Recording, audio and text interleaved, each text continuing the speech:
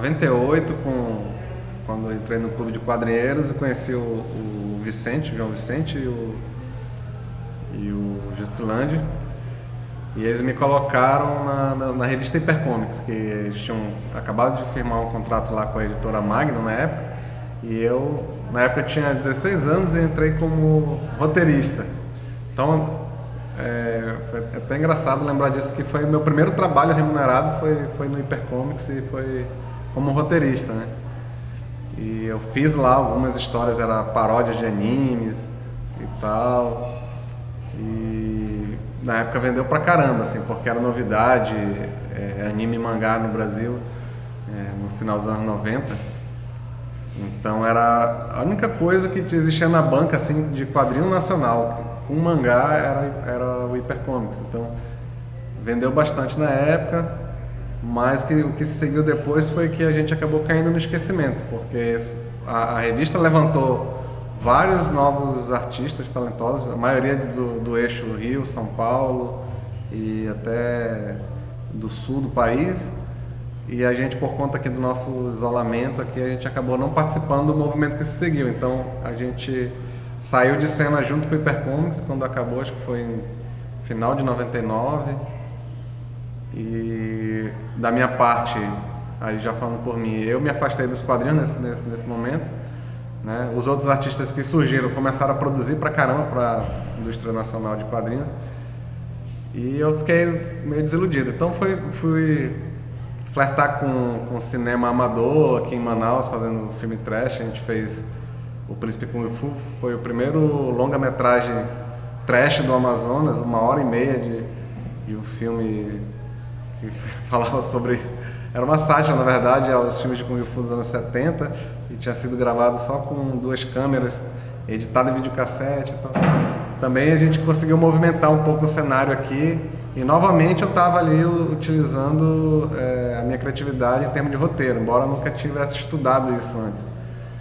Aí eu passei 12 anos trabalhando como jornalista aqui em Manaus, e depois desses 12 anos me surgiu a oportunidade de novo voltar a trabalhar com roteiro. Foi quando eu fui trabalhar na Petit Fabrique, que é uma empresa que começou fazendo aplicativo, jogos para celular, mas que ela tinha grandes pretensões de entrar para o mercado de animação e fazer também cinema. Então eles me contrataram para ser roteirista, porque eu tinha um amigo que já me conhecia, sabia que eu já flertava com isso há muito tempo. E foi finalmente aí que eu comecei a estudar roteiro mesmo e me especializar. Aí estudei na Academia Internacional de Cinema, também passei pela Quanta lá, que é a maior escola de quadrinho do Brasil, né? Tudo isso para ter uma base melhor de roteiro. E lá na Petit a gente conseguiu desenvolver um monte de projetos, alguns passaram na Ancine, que a gente trabalha lá com a Ancine, né? Conseguimos ganhar alguns editais, um deles já está dando fruto agora, que é a Lupita no Planeta de Gente Grande, que é uma série para criança, da primeira infância, deve estrear esse ano, ainda não sabemos em qual televisão, mas foram 13 episódios que a gente fez, todos que eu participei ativamente da criação de roteiros e tudo mais. E agora, nesse ano de 2018, é que foi meu regresso para os quadrinhos. Então, enquanto eu fiquei trabalhando com audiovisual, eu estava morrendo de vontade de fazer quadrinhos e estava com pouco tempo também para fazer. Então, voltei a conversar com o Vicente, a gente fez a volta do Hipercomics, só que a gente começou em 2016 e só foi terminar em 2018.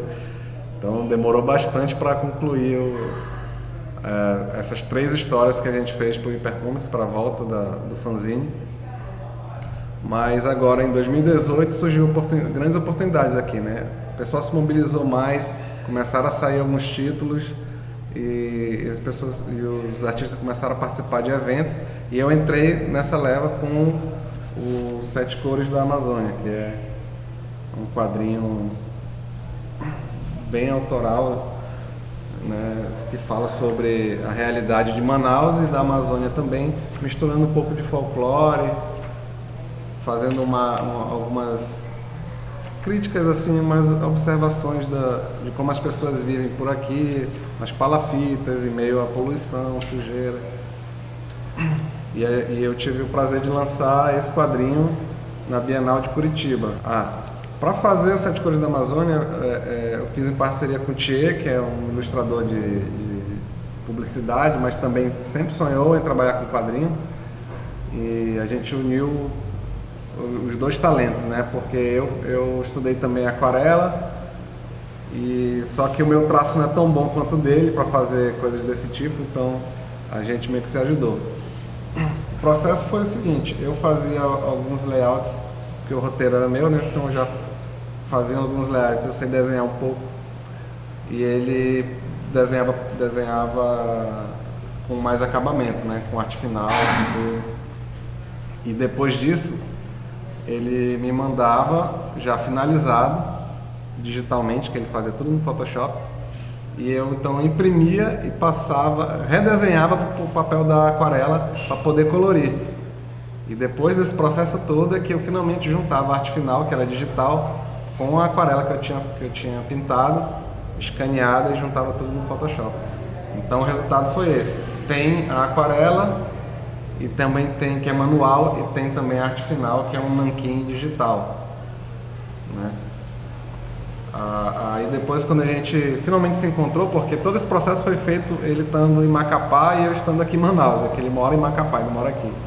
Quando a gente finalmente se encontrou é que eu pude dar alguns originais para ele, das pinturas, para ele finalizar de nanquim por cima mesmo, e o efeito que ficou foi parecido com esse. Não é 100% aquarela também, porque obviamente que a gente tendo acesso às ferramentas de Photoshop, a gente melhorava, fazia alguns ajustes, né, na cor,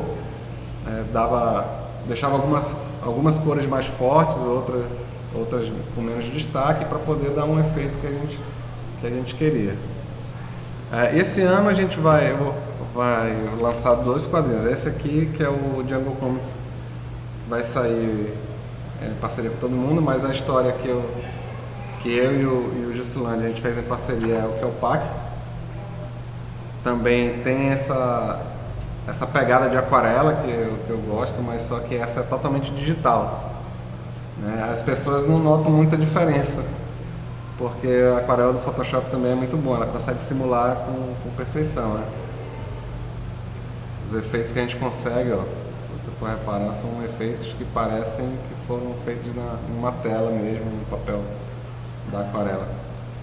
Então, essa aqui é uma ficção científica, se passa na Amazônia, uma Amazônia pré-colombiana, então não tem a presença do europeu, é apenas índios contra deuses alienígenas, né, digamos assim, com uma pegada de Inca, uma pegada de astecas, maias.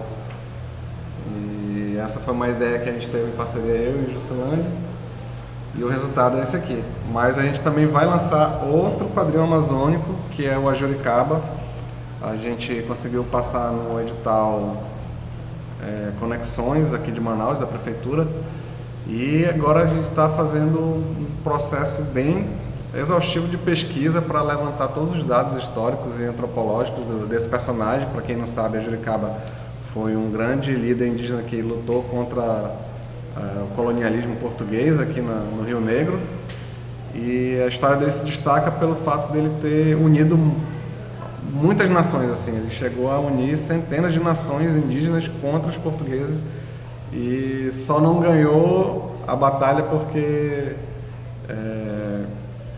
era um processo que não tinha mais volta, né? Da colonização não tinha mais volta. Então a coroa portuguesa mandou tropas com canhão, com artilharia pesada, e acabou que ele acabou sendo preso, e quando ele teve a oportunidade ele se suicidou para não ter que ser escravizado pelos portugueses. Então é uma história que vale a pena ser contada, e por isso que a gente pretende lançar. Em 2018, quando a gente soube que poderia participar da Bienal de Quadrinhos, então a gente já tinha um projeto do 7 Cores da Amazônia, a gente aproveitou para criar o nosso estúdio, que é o estúdio Black Eye, que na verdade são 3 pessoas, é eu, o Thier e mais o Rafael, que dá um apoio mais logístico e financeiro do que propriamente participa na parte artística. E a gente está com alguns projetos também da Black Eye. A gente faz camisetas, a gente vende pelo site da camiseteria Soul Pop, né? Essa aqui é uma das camisetas que a gente faz, é a camiseta que faz a nossa própria propaganda, mas a gente tem camisetas de vários tipos também, né, para agradar vários estilos. E uma outra coisa que a gente fez esse ano também experimental foi lançar um quadrinho pro Instagram, que é uma mídia agora que também tem essa possibilidade de você fazer quadrinhos. Tem muita gente fazendo tira, e a gente resolveu fazer uma espécie de novelinha, porque foram 5 capítulos, se eu não me engano, de um quadrinho chamado A Maldição do Governador, que é uma história que se passa em alguma cidade brasileira, pode ser Manaus, pode não ser, e que conta a história de uma senhora que mora numa área de risco e que ela é enganada pelo governador, que diz que vai remover a casa dela de lá, que vai dar uma casa nova para ela, e ele acaba que não faz isso, e um belo dia ele volta lá para pedir voto dela e ela cobra dele as promessas que ele tinha feito e não tinha cumprido, e ele trata ela super mal. Resultado, ela amaldiçoa ele, dizendo que ele era um homem podre e que ele deveria apodrecer. A partir desse momento, o governador começa realmente a apodrecer, só que ele está em plena campanha de reeleição e ele não quer parar para ir no médico para ver o que está acontecendo, e acaba que ele, ao longo da história, vai se transformando num zumbi.